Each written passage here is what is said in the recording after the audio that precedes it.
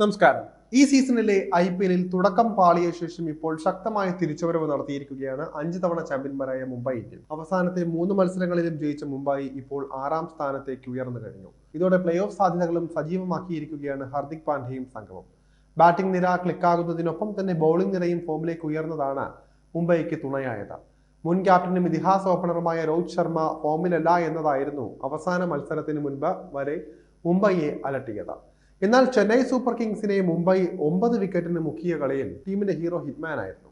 46 പന്തിൽ 6 സിക്സും 4 ഫോറും അടക്കം 76 റൺസാണ് അദ്ദേഹം വാരിക്കൂട്ടിയത്. സീസണിൽ ഇതിനോടകം നടന്നിട്ടുള്ള മത്സരങ്ങളിലെല്ലാം ഇമ്പാക്ട് സഭായാണ് രോഹിത്തിനെ മുംബൈ പരീക്ഷിച്ചത്. ബാറ്റിംഗിൽ മാത്രം അദ്ദേഹത്തെ ഉപയോഗിക്കുക എന്നതായിരുന്നു ടീമിന്റെ പ്ലാൻ.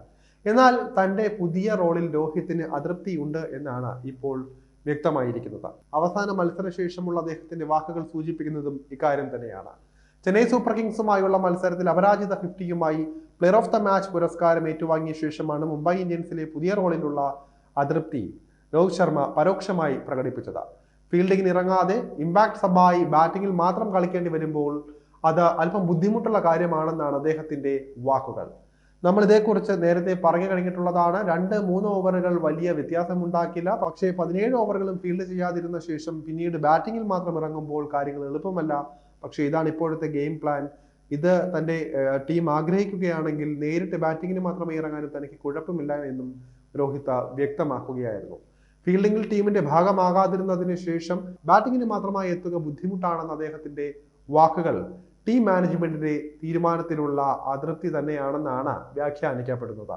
ഇമ്പാക്ട് പ്ലെയർ റോളിന് പകരം മുഴുവൻ സമയവും കളിക്കുന്നയാളുടെ റോളാണ് താല്പര്യമെന്നും രോഹിത്തിന്റെ വാക്കുകളിൽ നിന്നും പ്രകടമാണ്. സീസണിൽ നേരത്തെ കളിച്ചിട്ടുള്ള മത്സരങ്ങളിൽ ബാറ്റിംഗിൽ അദ്ദേഹത്തിന്റെ മോശം പ്രകടനത്തിന് കാരണവും ഇതുതന്നെയാണെന്നാണ് വ്യക്തമാകുന്നത്. രോഹിത്തിന്റെ ഈ അതൃപ്തി കഴിഞ്ഞ IPL-ലേതുപോലെ തന്നെ ഇത്തവണയും മുംബൈ ടീമിനകത്ത് പ്രശ്നങ്ങൾ സൃഷ്ടിക്കുമോ എന്ന ആശങ്കയും ആരാധകർക്കുണ്ട്. കഴിഞ്ഞ തവണ മുംബൈ ടീമിനകത്ത് വലിയ രീതിയിൽ ഭിന്നിപ്പും ഗ്രൂപ്പുകളിയെല്ലാം നടന്നിരുന്നതാണ്.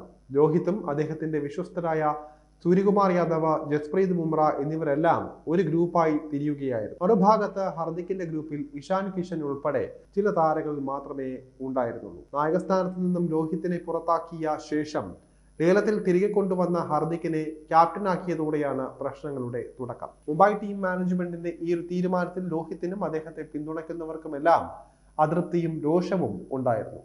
മാത്രമല്ല ആരാധകരും പൂർണ്ണമായി മുംബൈക്കെതിരായി മാറിയിരുന്നു. ടീമിനകത്തെ ഈ പൊട്ടലും ചീറ്റലും കാരണം കഴിഞ്ഞ സീസണിൽ പോയിന്റ് പട്ടികയിൽ ഏറ്റവും അവസാന സ്ഥാനത്താണ് മുംബൈ ഫിനിഷ് ചെയ്തത് പോലും. ഇതിലും ഈ ഒരു IPL സീസണിൽ മുംബൈ അത്ര സേഫ് സോണിലല്ല. ഇതും പ്രകടമാക്കുന്നത് മുംബൈയുടെ ഡ്രസ്സിംഗ് റൂമിൽ ശാന്തത ഇല്ല എന്നത് തന്നെയാണ്. രോഹിത് ശർമ്മയെ ചുറ്റിപ്പറ്റിയായിരുന്നു വിവാദങ്ങൾ അധികവും ഉണ്ടായിരുന്നത്. ഹിറ്റ്മാൻ വേണ്ടത്ര തിളങ്ങുന്നില്ല, ടീമിന്റെ ആങ്കർ റോളിൽ രോഹിത് എത്തുന്നില്ല, മാത്രമല്ല താരങ്ങളുമായുള്ള അകൽച്ച, ഇതെല്ലാം തന്നെ എടുത്തു പറയേണ്ട കാര്യങ്ങളായിരുന്നു. പക്ഷെ കഴിഞ്ഞ മത്സരത്തിൽ അർദ്ധ സെഞ്ചുറി കുറിച്ച രോഹിത് തന്റെ സ്ഥാനം ഉറപ്പിച്ചിരുന്നതാണ്.